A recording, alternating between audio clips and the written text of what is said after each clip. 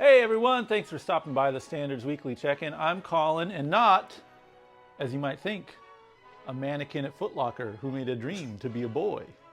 Behind the camera we got Heavy Metal Dylan. What's up? Today we're going to get into some staff picks, flip through some new arrivals and recently priced records. As always, if you see anything you like, you can hit the DMs on Instagram, give the shop a ring, or just cruise by. We're open 11 to 8, 7 days a week. I'll lead with a double header. Two for two, keep it short. Never heard of this record before. Don't know anything about this band. Just really quality jazz fusion from the 80s, maybe 70s, late 70s or the 80s, something like that. Oddball record, import, probably never have it again. It's not worth much money. There's no one cares or anything. But there is, just in terms of, it's like if you were looking for this record, it would take you forever to find. But, you know, if you don't, fate has put it in my lap. Good record though, give it a chance. Mirage, now you see it. And also, and now I've heard before but never quite appreciated the Robert Fripp solo record, League of Gentlemen.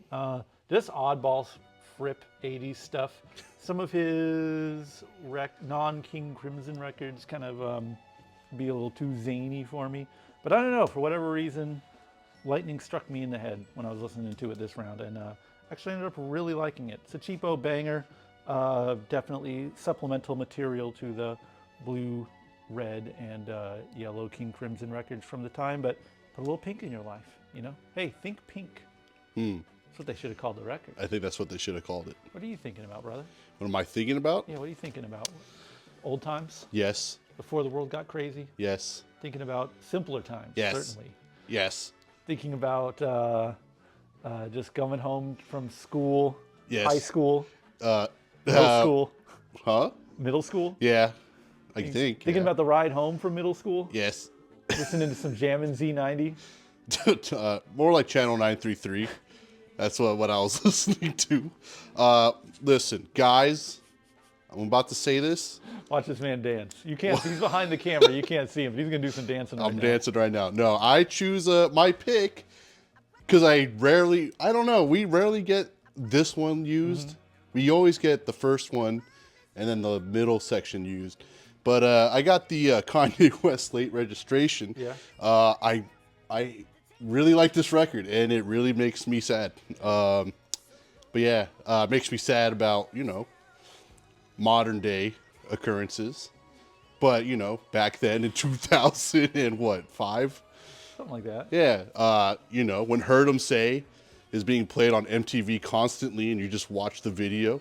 2005. Yeah. Culture changed. Well, I guess the first one changed the culture. Yeah. And this one cemented it. Yes. It's so good. It just makes me sad, bro. I respect it. I've never But it's really really good. sat down with those records. I like the one about his cousin a lot. God damn I like, no, I'm serious. Like I got onboarded with like Yeah, didn't Jesus. you? Yeah, I was gonna say you got in late, no? Yeah, and I was like, kind of a snob on it or something, because I think Jesus isn't like as challenging as I think people make it out to be. Seems like there's half measures to it.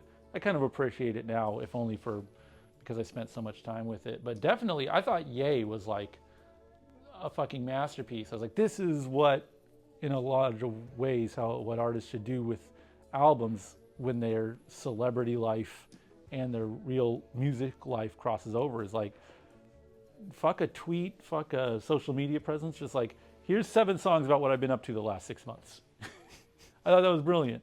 I really liked that record. But yeah, his really early stuff, I don't know, I missed the boat. Damn. Crazy, right? Well, I don't know. I mean, you have time to listen to it, I guess. I'll get around to it. But it's a Dylan endorsed banger. Yes, I like it a lot, and it makes me sad. And you were saying his beliefs are even better. That's crazy. I disagree with you, but that's I never said that, everyone. I've never said that. in public, right? But in private, No, I've never said the that. camera's off. No, I gotta put you on. He sends me some links. no, I've never said that. Crazy. I probably agreed with him when he jumped on stage at those music awards. Beyonce should have got it. Yeah. That's the fucking thing no one ever gets. He was right. Yeah, best music video of all time. Yeah, Single Ladies. Yeah, and what's that? What was the song that won? You don't even know the name of the song. Yeah, you just know the person. But you don't know the song. You don't know the video. You don't know the music video, certainly, but you know, I do this, you know what the hell I'm doing. Oh, maybe it's the one where it's she's at their house and then across the street is the boy she likes. Maybe that's the video. But I don't know. Again, this is just one of many things Dylan says he agrees with Kanye West on. that Beyonce wins. Me, no. Dylan, yes. No. Let's look through some records before we... Fine. Okay, we can do that.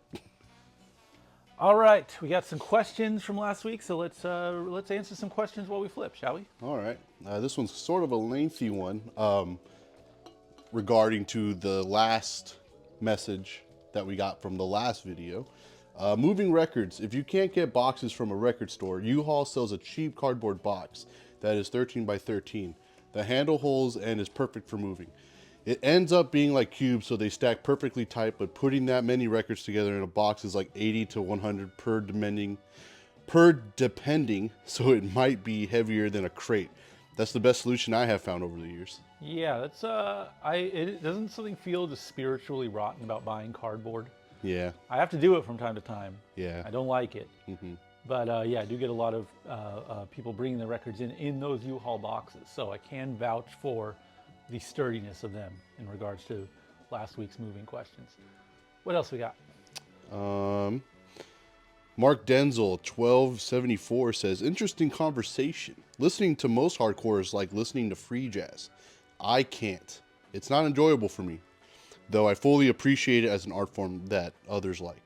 Yeah, I maintain there's a lot more in common with how your ears react to jazz as they do with hardcore.